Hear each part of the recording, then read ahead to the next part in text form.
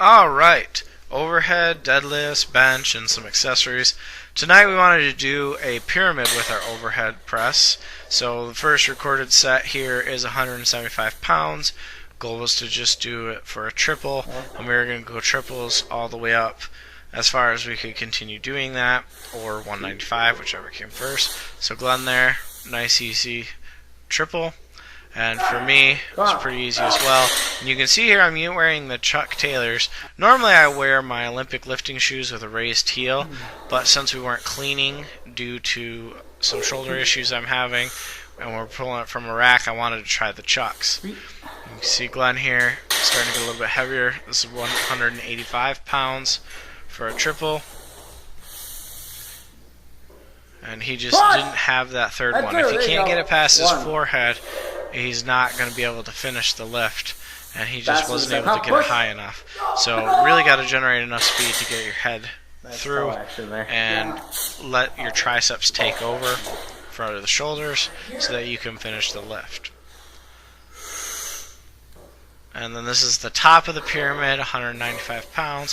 You see this first one right there, past his forehead, his triceps kicked in, he finished the lift strong, although slow. And going here for his second rep, he just he activated his toes and he tried to push press it. 195 pounds again, and starting to have a little bit of issues with my balance here because I think I become too reliant on the raised heel. So I'm going to be switching my shoes back and forth doing overhead press to try and avoid becoming too reliant on that. You can see right there on that last rep, my heels came off the ground. Definitely don't want that to be happening at all. That's not good technique. And then this is coming back down the other side of the pyramid, 175 pounds, just trying to get as many reps as we can. One of the things I wanted to mention, I've been seeing a lot of videos and seeing some people that come out to the gym doing the overhead press without putting their head through or their head under the bar. Once you have the bar above your head, especially in the lockout position, your head has to come forward and be underneath the bar. Especially in strongman, you can see there I kind of slipped forward, switched my shoes, and wasn't quite used to it. But as soon as the bar passes my head comes underneath the bar, comes forward. Don't continue leaning back and make it an incline bench. And especially in strongman, if your head doesn't come through, you don't get the rep, and that's not a good thing to have called. This is the very bottom of the pyramid, 135, just doing as many reps as you can. And again, this is something that shouldn't be heavy, but once you've given most of your energy and effort and all the sets leading up to this, this is quite challenging to do for as many reps as you can. And it's not heavy at all. And it's really frustrating when the lactic acid and the burning has just become too much and you're too fatigued to press something that you should be able to just throw over your head. So I really like this style of training. This is something we're going to try out for a little bit, where we're ramping up and then we're coming back off. Although it's going to be a couple of weeks before I can do this with pressing movements. Make a video shortly. I am having some issues with my shoulder from the competition, and it's definitely affecting pressing movements. Now we switch over to the deadlift, and one of the things we wanted to do is have a rep night for deadlifts. This is 405, and for us, when it's heavy, this is above 80%, we do not go past 5 reps, and that is 100% a safety decision for us. If you go many reps in a deadlift, the chance of fatigue, especially when you're getting heavy, increases. And then as you become more fatigued, there's more chance that you're going to lose it and fall forward, round, hurt your back. And since I already have a herniated disc, it's not worth it to me. If we ever do have a competition that requires max reps on a deadlift, then we will start training that. Until then, once it's heavy, we don't go past 5 reps. And for me, I decided to go ahead and try this beltless, and this is a beltless PR for me. got 5 reps. And normally I don't keep track of that because in a competition, whether it's powerlifting or strongman, you're always going to put on a belt. I've just never attempted to do more than 3 without a belt, and I wanted to see if I could, and I did it.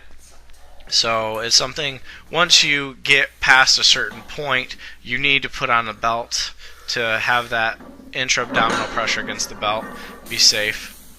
And this is 435 pounds, and you can see one of the things that's interesting with Glenn is he never struggles off the floor. The first 3 or 4 inches is always fast, and then he really struggles at the top with the lockout. And the reason for that is he fully extends his legs and loads the back and the hamstrings, very similar to how he falls forward in the squat, and then he doesn't really have much room to contract the glutes, so he's finishing the lift with your lower back, and that's not what it's designed for. So here's me with 435, and you can see for me, my hard point is actually from the bottom to my knees. Once it comes above my knees, it's really easy for me to lock it out. I can't tell you why there's a difference in that for us. Here's Glenn attempting to do a pull-up. He actually touched his nose. That's pretty impressive. That's something Glenn's been working on for a long time. So he's almost there. He's only got a couple more inches to get his chin under the bar. And I tried to convince him to do a supinated grip, or a chin-up, and supposedly easier. It wasn't going to happen. Now this is something that we have not attempted for a while. It is the Romanian deadlift. So we are not an expert on this by any means. It's actually a lift that I've avoided because of all of the dangers of the lift. But after doing some research on the hamstrings and finding that it is a weak point for both of us, really wanted to try and put these in the movement. Now you'll see here, Glenn is not really going far down, and that's mostly because we are learning the movement and he's uncomfortable with it. But you can see there, he's continuing to go a little bit further each time, getting past the knees. But his hamstrings are much more flexible than mine, so he should be able to go significantly further down. And I think it's a lot of just trying to get comfortable with the weight.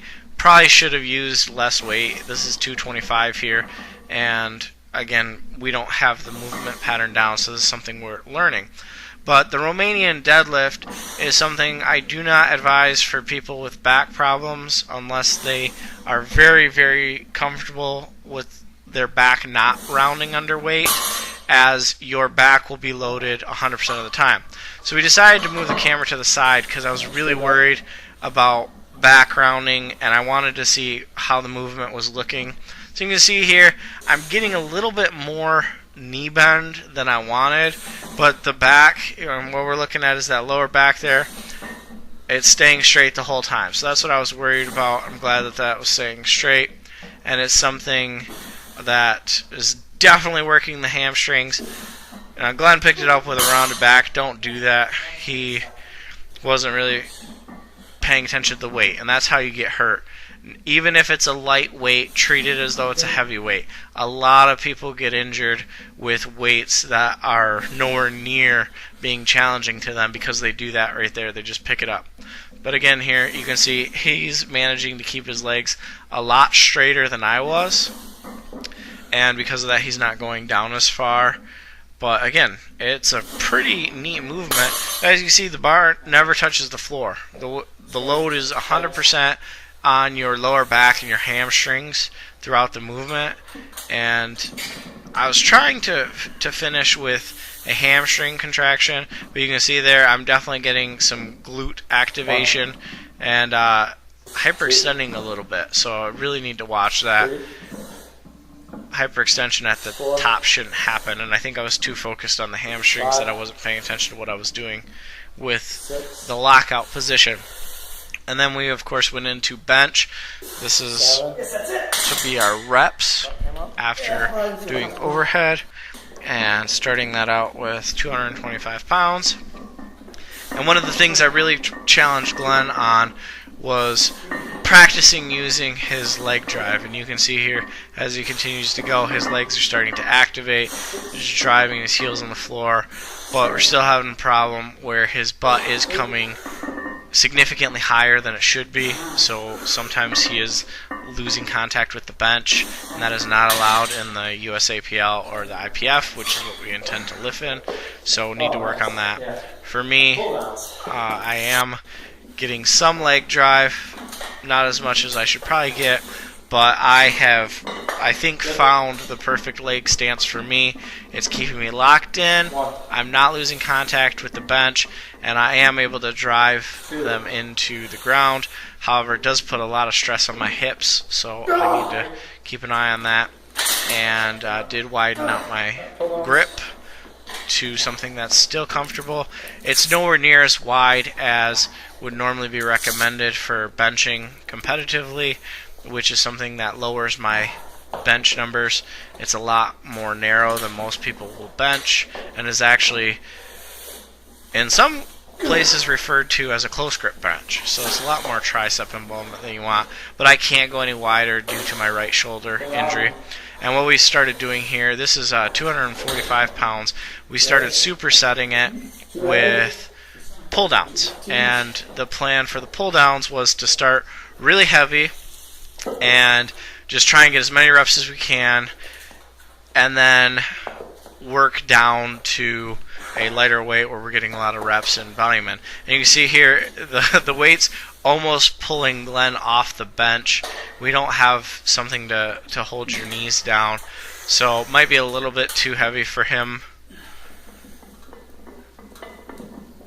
But again, just trying to do something heavy to get some work in